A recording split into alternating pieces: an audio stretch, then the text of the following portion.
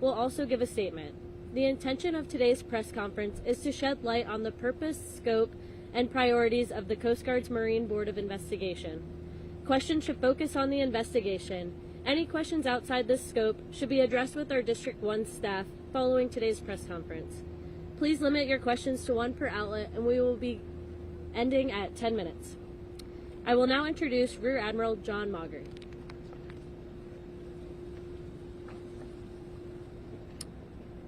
Good afternoon.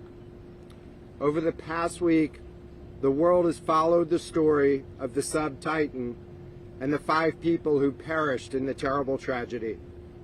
The purpose of today's press conference is to bring closure to the search and rescue phase of the response and to inform the public of the Coast Guard's next steps. But first and foremost, I want to again express my deepest sympathies to the families. On Saturday, I had the opportunity to travel to St. John's to speak with family members directly. For those that I did not have the opportunity to meet with, I extend my deepest condolences on behalf of the United States Coast Guard and the members of the Unified Command.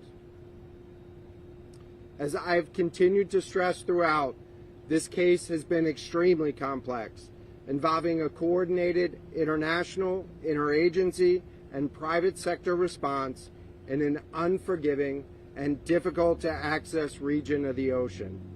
In total, the Unified Command directed 11 surface assets, 5 subsurface assets, 4 air assets, and completed 39 search and rescue sorties, totaling almost 13,000 square miles.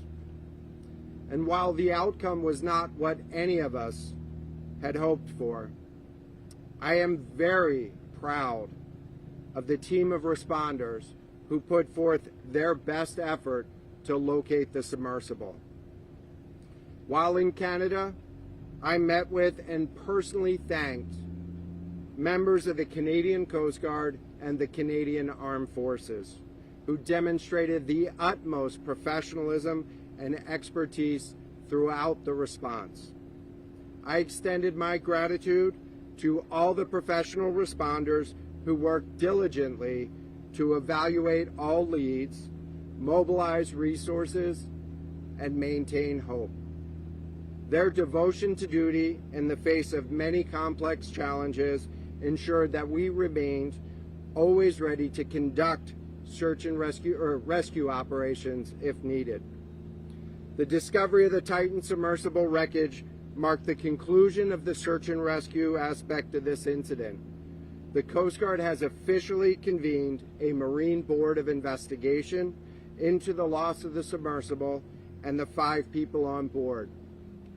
That investigation will be led by Chief Investigator Captain Jason Neubauer. So at this time, I will turn over the mic to him. Captain Neubauer.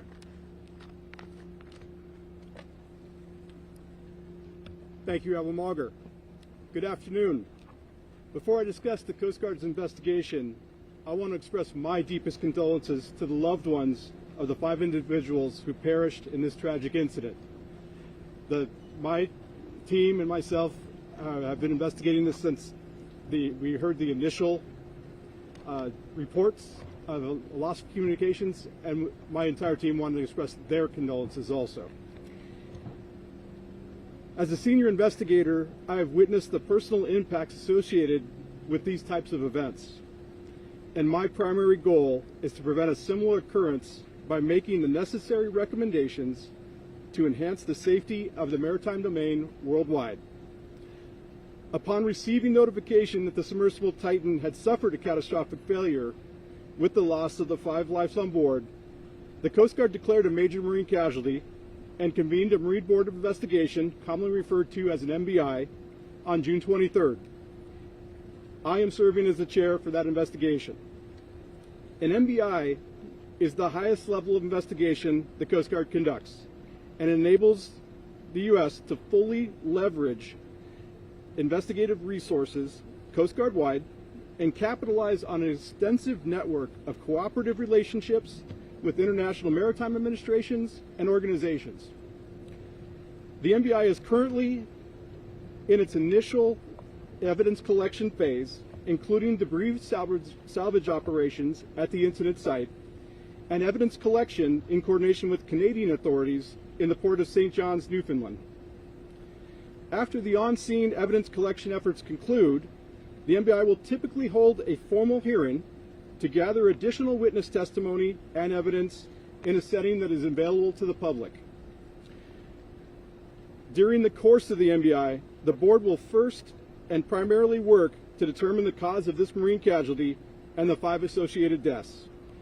The MBI, however, is also responsible for accountability aspects of the incident, and it can make recommendations to the proper authorities to pursue civil or criminal sanctions as necessary. However, any subsequent enforcement activities would be pursued under a separate investigation. The MBI is also working in close coordination with other national, domestic, and international investigative authorities, including the United States National Transportation Safety Board, Canadian Transportation Safety Board, French Marine Casualties Investigation Board, and the United Kingdom Marine Accident Investigation Branch.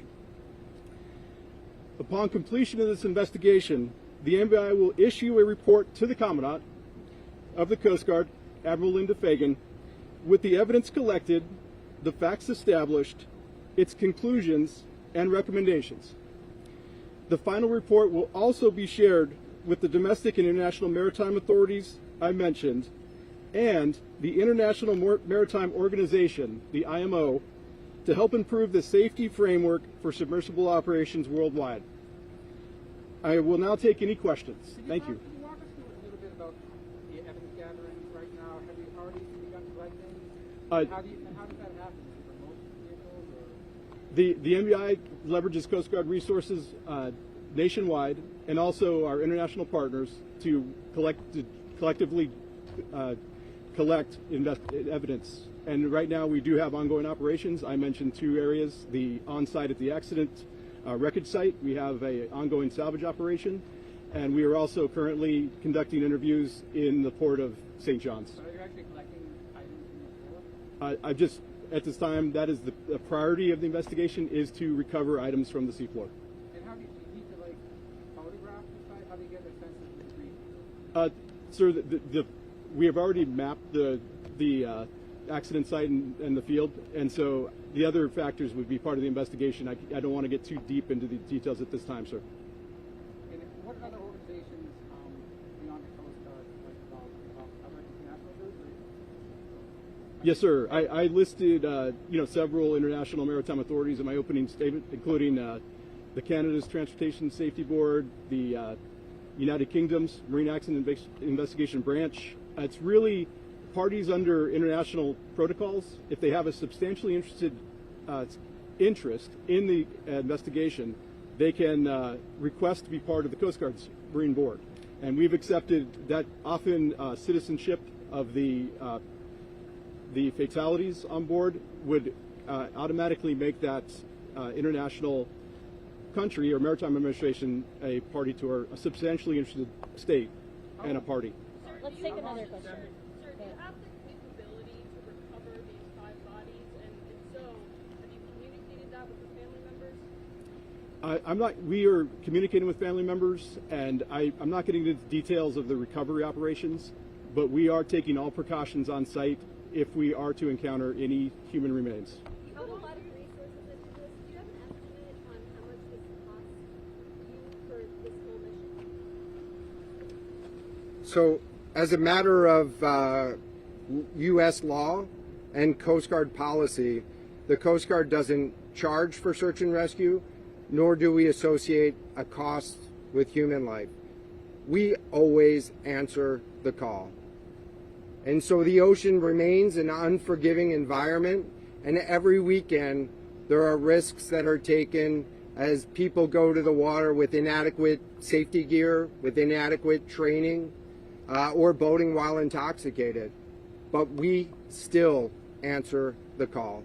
We conduct disciplined operations with warranted risk to put our resources and our lives at risk to save others. That's who we are. Do you think that this, well, you mentioned this investigation might impact future, the submersible? Can you talk about how this could maybe change the risk factor that other people will take? You know, they knew that they were taking a risk when they went into something like this. Do you think this will change regulations on what vessels people use to go into something like this? Certainly, that is one of the goals of the MBI. That's an opportunity to learn from the incident and then work with our international partners worldwide to do exactly what you mentioned. Improve regulations or international safety standards so that they have improved oversight over these operations and to prevent a similar occurrence. Do you have an idea how long it will take to investigate? I can't give an estimate this time due to the several of the international investigations going jointly and some of the evidence sharing. There really cannot give a timeline on the investigation itself. We have time for 2 more questions. Is there any plan to release any photographs, any images? Sir, the Marine Board investigation will not be releasing evidence as it's collected out of concern for other investigative parties and the families involved. So that will not be occurring at this time, sir. Yeah, the state authorities impounded the Polar Prince over the weekend here. Have you been able to interview folks on that ship as well that want tonight? Interviews are scheduled with crew members from the Polar Prince.